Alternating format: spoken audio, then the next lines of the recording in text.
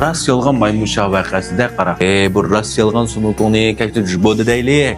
Hozir men qo'saq echib ketdi qara. Bir Chinshhuangda narsa yeb keldi. Chinshhuang?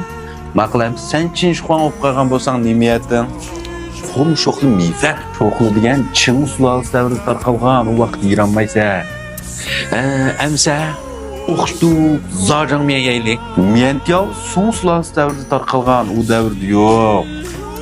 Maqa amsa umi bo'lmasa men bo'lma. Ya güshva bo'ldiruq mant deylik.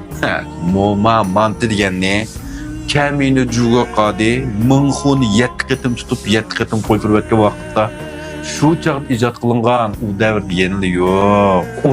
Amsa men issiqda tavuz bilan naysaqu bular.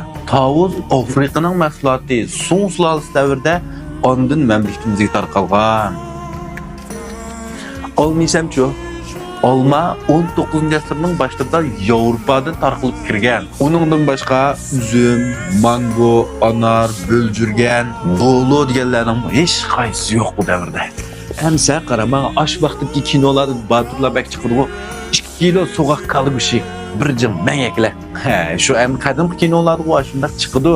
Lekin Qing sulolasi davrida kalla o'ldirish, kalla ketadigan og'ir gunoh deyman, u kalla o'ltas bo'lmaydi u chaqda.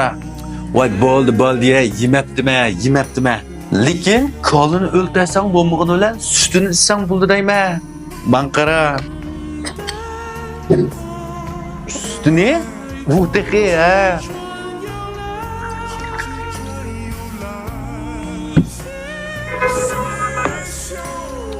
Mas ne?